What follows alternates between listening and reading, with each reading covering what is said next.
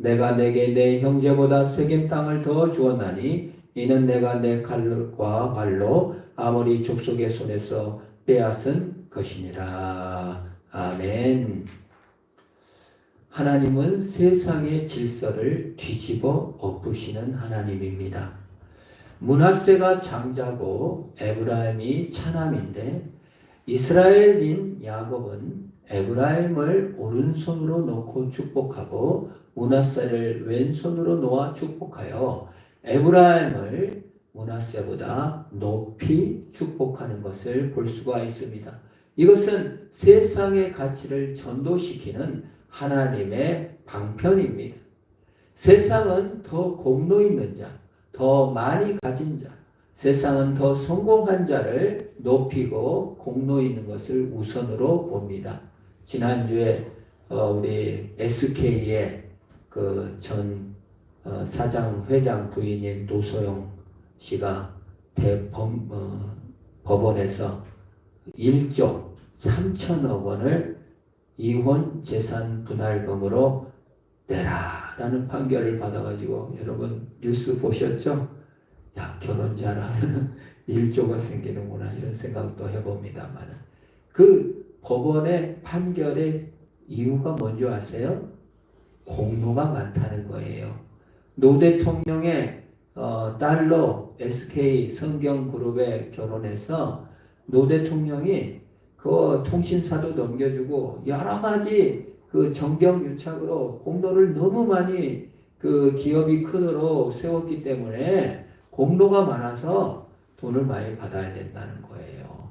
그래서 그 공로를 인정해서 그 판결을 그렇게 내린 것입니다. 이게 세상이에요. 세상은 누가 더 공로가 많은가, 누가 더 성공했는가, 누가 더 행위가 많은가를 평가해서 상도 주고 벌도 주는 것이 세상입니다. 그런데 성경의 세계로 들어가면은 약한 자를 강하게 하시고 죄인을 용서하시고 추한 자, 모자란 자를 하나님께서 구원하시는 것을 오히려 기뻐하셨습니다. 심지어 예수님은 하늘을 창조주이신데도 식민지 국가에 참으로 혼에 참으로 임신, 결혼을 하지 않았는데 임신이 되어서 미혼모가 될 처지에서 태어난 가난한 극빈자로 오셨고 심지어 죽음을 통하여서 죽음을 이기시고 가장 혐오하는 형벌인 십자가의 죽음으로써 세상을 죄를 이기시고 우리를 구원하신 것입니다. 이게 가치의 전도예요. 그래서 성경은 가인보다 아벨이며 에서보다 야곱이며 에브라임 므낫세보다 에브라임이며 의인보다 죄인인 것입니다. 예수님께서는 그래서 내가 의인을 부르러 온 것이 아니라 죄인을 부르러 온 것이다 고 한 겁니다. 축복 중에 가장 큰 축복이 뭐예요? 그래서 죄사함의 축복이요 거듭남의 축복입니다. 로마서 4장 5절에 이를 아니했을지라도 경건치 않는 자를 의롭다 하시느를 믿는 자는 그 믿음을 의로 여기신다고 하셨어요. 공로가 없어요. 일을 안 했어요. 그런데도 복되대요. 그게 우리 성도입니다. 성도의 복은 천국 영생은 값없이 주시는 하나님의 선물인 거예요. 내가 믿어줘서 내가 잘 믿어서 천국 영생을 얻은 것이 아니라 가치의 전도, 예수 그리스도께서 하신 일, 복된 소식이라고 합니다. 그래서 성경은 복음은 교훈이나 깨달음이 아니고 마음 공부가 아니고 소식이에요. 복음은 소식이에요. 주님께서 하신 일을 알려주는 것입니다. 로마서 4장 7절 8절에 불법의 사함을 얻고 그 죄의 가리심을 받은 사람은 복이 있고 주께서 그 죄를 인정하지 않은 사람은 복이 있도다. 이 죄사함의 복을 우리가 받았어요. 세상 가치의 전도, 행위나 공로나 자랑으로 된 것이 아닙니다. 이것이 너무나 복돼서 고린도전서 1장 20절에 사도 바울은 이렇게 고백합니다. 그러나 하나님께서 세상에 미련한 것들을 택하사 지혜 있는 자들을 부끄럽게 하려 하시려고 세상에 약한 것들을 택하사 강한 것을 부끄럽게 하려 하시며 하나님께서 세상에 천한 것들과 멸시받는 것들과 없는 것들을 택하사 있는 것을 폐하려 하시나니 이는 아무 육체도 하나님 앞에서 자랑하지 못하게 하려 하심이라. 자랑할 것이 없어요. 예수 믿으면요 자랑할 것이 없어요. 하나님의 은혜로 간 거예요. 내가 더 공로가 많지 않아요. 누가 더 공로가 많지 않아요. 가인의 문제가 뭡니까? 나는 아벨보다 공로가 많아. 나는 아벨의 형이야. 내 기도가 응답받아야 돼. 내 자랑이 인정받아야 돼. 그게 가인의 문제예요. 자랑이 있어서 결국 아벨을 죽인 겁니다. 가치의 전도를 믿으셔야 됩니다. 하나님은 나를 구원하여 주셨어요. 너로구나 라고 하신 것입니다. 기작은 삭개오가 예수님을 보려고 뽕나무에 올라가서 예수님을 쳐다봅니다. 매국노라고 다 비난하는데 예수님은 뽕나무 밑에 와서 바로 너구나. 삭개오야 내려오너라. 바로 너구나. 죄인인 줄 아는 자, 연약한 자, 예수가 앞에 나오는 연약한 자를 주님께서는 구원해 주시고 복을 내려주시는 것입니다. 고린도후서 12장 9절에 나에게 이르기를 내 은혜가 내게 족하도다. 이는 내 능력이 약한 데서 온전하여짐이라 하신지라. 그러므로 크게 기뻐함으로 나의 여러 약한 것들에 자랑하리니 이는 그리스도의 능력이 내게 머물게 하려 함이라 하고 하셨습니다. 하나님은 연약함을 고백할 때, 부족함을 알 때, 죄인임을 알 때 전도시키고 역전시켜 주시는 것입니다. 로마서 3장 27절 그러므로 자랑할 때가 어디 있느냐? 무슨 행위로냐? 법이로냐? 오직 믿음의 법이느냐라고 말씀하신 것입니다. 이것이 므낫세를 장남인 므낫세를 앞세우지 않고 에브라임을 앞세운 가치의 전도인 줄 믿습니다. 21절 우리 한번 볼까요? 21절에 보면은 이제 이스라엘이 요셉에게 나는 죽으나 하나님이 너와 함께 계시사 너희를 인도하여 너희 조상의 땅으로 돌아가게 하시려니와 하고 했습니다. 너희는 돌아간다. 가나안 땅으로 돌아간다는 것이죠. 근데요, 요셉 가나안 땅으로 못 돌아가고 이집트에서 죽었습니다. 요셉의 형제들 가나안 땅으로 돌아가지 못하고 이집트에서 살다가 이집트에 죽었고 손자들도 이집트에 살다가 이집트에 죽어서 이집트에 묻혔습니다. 근데 돌아갈 것이라고 했어요. 재밌는 말이지. 너희는 돌아갈 것이다. 너는 단수지만 너희는 복수입니다. 너는 돌아갈 것이다. 저는 여기서 깨달음이 있어요. 우리가 이 땅에서 살다가 이 땅에서 죽습니다. 그리고 이 땅에서 묻혀요. 화장을 하든 사고를 당하든 매장을 하든 이 땅에 살다가 이 땅에서 죽습니다. 그런데 성경은 우리에게 돌아간다. 하나님께 돌아가게 될 것이라고 우리에게 말씀하시는 것입니다. 우리가 돌아갈 날이 있습니다. 그것이 인생입니다. 시편의 탄식은 무엇입니까? 시편 90편 10절에 우리의 연수가 70이요 강건하면 80이라도 그 연수의 자랑은 수고와 슬픔뿐이요 신속히 가니 우리가 날아가나이다 라고 모세가 탄식했어요. 그 서울에 있을 때 그 방지일 목사님이라고 100세 넘어서도 설교를 해요. 근데 그분이 참 대단한 게 100세가 넘어서도 설교 5분 해주세요. 그러면 딱 5분만 해요. 설교 30분 해주세요. 그러면 딱 30분 설교하고 내려가시죠. 근데 그분이 설교하실 때 그러더라고요. 몇 밤 자고 났더니 100세 넘었다. 지금 돌아가셨는데 우리도 그렇습니다. 어릴 때 생각하면은 그냥 똑같아요. 마음은 너무 똑같아요. 언제 나이를 먹었는지 모르게 먹는 것이 인생인 것입니다. 그래서 사실 우리가 바람과 같은 인생이다. 아침 안개와 같다라고 합니다. 근데 재밌는 것이요. 우리가 하나님이 히브리서에 영을 루하우라고 그래요. 근데 이게 바람이에요. 영이 무튼 바람이라고 표현해요. 그리고 성령이 강림할 때도요. 바람과 같이 성령이 임했다고 그래요. 저는 어렸을 때 풍선이 참 귀했어요. 그래서 누가 풍선을 하나 선물로 줘가지고 그걸 받아가지고 너무 기뻐가지고 집에다가 영구히 보관하려고 천장에다가 갖다 놨는데 일어나 보니까 쭈글쭈글 완전히 얼마나 절망했는지. 그래서 바람을 입김을 아무리 불어도 불어지지 않고 그냥 터져버리고 없어진 풍선을 보면서 어렸을 때 운 기억이 있습니다. 돌이켜보면요. 인생은요. 바람주머니예요. 인생의 기운을 불어넣습니다. 돈을 불어넣습니다. 또 쾌락을 불어넣습니다. 성공을 불어넣습니다. 바람에 가득 차서 뭔가 좀 꿈을 이룰 것 같고 뭔가 이루어질 것 같이 들뜬 마음으로 살다가 쭉 바람이 빠지면 쭈글쭈글했다가 터져버리고 마는 것이 우리 인생일 때가 얼마나 많습니까? 우리 마음속으로는 꿈을 품으면 뭔가 될 것 같기도 하고 뭔가 행위를 갖다 채워놓으면 뭔가 될 것 같고 여러 가지 정말 그렇지 않습니까? 그래 오직해야 배우자 간의 결혼 사회도 바람을 핀다 하잖아요.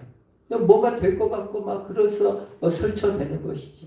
그러나 바람이 쭉 빠져버리면 얼마나 공허하고 외롭고 참 현실이 자각되고 내가 왜 그랬나 이렇게 탄식할 때가 한두 번이 아닌 것입니다. 이게 인생이지. 하나님이 인생의 바람, 인생의 입김으로서는 만족할 수 없고 하나님께 돌아가야만 행복해지는 존재가 인생인 거예요. 그래서 성령의 바람이 불어 넣어져야만 우리는 새 힘을 나고 용기 있게 빵빵하게 건강하게 힘있게 사는 존재인 것입니다. 이 땅에서 살다가 이 땅에 묻히는 것이 아니라 하나님께 돌아와 영원한 성령의 바람을 힘입어 사는 자가 되어야 한다는 것을 강조하고 있는 것입니다. 로마서 8장 23절에 그뿐 아니라 또한 우리 곧 성령의 처음 익은 열매를 받은 우리까지도 속으로 탄식하여 양자될 것 곧 몸의 속량을 기다리느라고 하였습니다. 우리도 탄식해요. 예수를 믿어도 탄식해요. 예수 믿는다고 나는 기뻐요. 정말 기뻐요. 항상 기뻐요. 이렇게 못 살아요. 예수를 믿었는데도 탄식이 나와요. 왜? 우리 양자될 것, 성령의 바람이 우리 속에 들어와야만이 우리가 허무와 헛된 것을 끝내고 영광스러운 삶을 살 수 있는 것입니다. 그래서 하나님 능력을 받아야만 충만한 삶이 되는 거예요. 그래서 바람인 것입니다.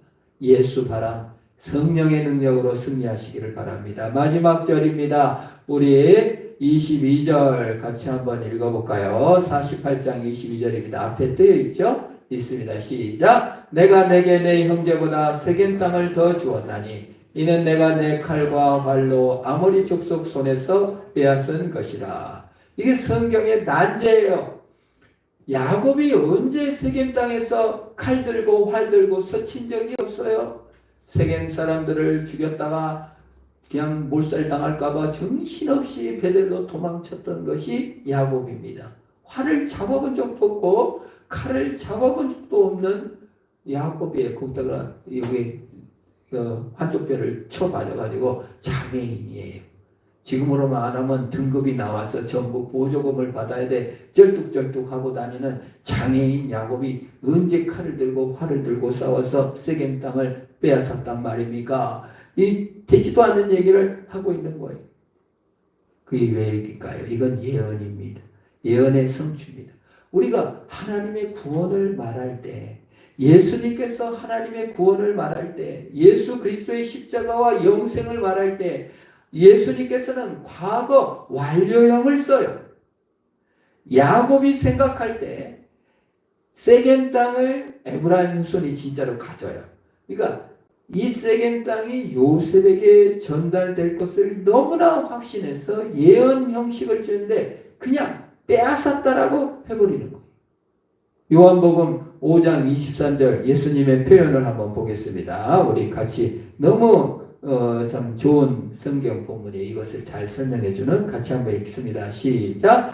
내가 진실로 진실로 너에게 이르노니 내 말을 듣고 또 나 보내신 이를 믿는 자는 영생을 얻었고 심판에 이르지 아니하나니 사망에서 생명으로 옮겨졌느니라. 여기서 과거 완료형이 두 번이 나와요. 자, 나를 믿으면 영생을 얻을 것이다 라고 써야 맞을 것 같은데 영생을 얻을 것이라 하지 않고 뭐라고 말했어요? 영생을 얻었고 그 과거 완료를 써버렸어요. 야, 예수 믿으면 구원받을 거야. 그러니까 예수 잘 믿자. 이렇게 말해야 되는데 예수 믿으면 이미 구원 얻었어. 그냥 과거 완료를 써줬어요. 또 사망에서 생명으로 옮겨질 것이다. 이렇게 해야 되는데 그 마지막도 과거 완료로 써가지고 사망에서 생명으로 어쨌대요? 옮겨졌느니라. 과거로 써버려요. 이게 참 정말 말도 안 되는 표현이죠. 예수 그리스도께서 십자가에 죽으시고 부활하심으로 우리에게 구원 선물을 주셨는데 이것이 너무나 확실해요.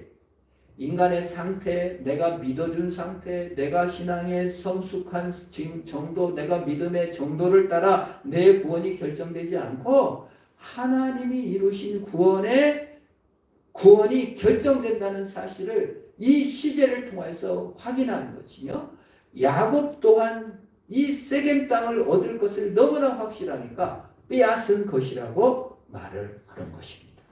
우리의 구원이 하나님 손에 있음을 믿고 안심하시고 구원의 확신을 가지시기를 축원합니다. 제가 여러 번 얘기했는데 비행기 탔을 때 아이고 떨어져 죽으면 어떡해 달달달달 떨고 미국까지 가거나 그냥 아이고 알았어 가겠지 하고 안심하고 가거나 도착하는 것은 똑같다 이 말이에요. 내 믿음이 신앙의 성숙이 엄청 좋은 사람이나 또 좀 불안한 사람이나 가는 건 똑같다 그 말이에요. 이왕 가는 거 확신하고 가지시기를 축원합니다. 비행기 터진 것도 있잖아요. 이런 말 하지 마시고 주님은 안 터져요. 주님의 구원은 너무나 확실하다 그 말입니다. 두 번째 빼앗는다라고 표현을 했냐면 천국의 속성이 이제 이미 이룬 천국과 아직 이루지 않은 천국의 긴장 속에 있기 때문에 우리가 기회로 알고 빼앗듯이 뛰어가라 그 말이에요. 그래서 우리가 야구에도 진리가 있어요. 야구 치고 1루 갑니다. 1루는 아직 못 살았어요. 죽을까 말까 달달 떨어요. 2루로 가요. 2루 가서도 덜덜 떨어요. 3루 가서도 덜덜 떨다가 볼이 딱 쳤을 때 죽도록 뛰어가서 홈을 딱 밟으면 홈을 빼앗았다 라고 합니다. 홈스틸이라고 해요. 근데 그거 재밌는 표현이에요. 아니 홈은 가만히 있잖아요. 야구를 여자분들은 안 좋아하셔서 모르실지 모르겠지만 가만히 있는데 지가 뛰어와서 밟아놓고 빼앗았다 합니다. 이게 참 성경적 의미가 있어요.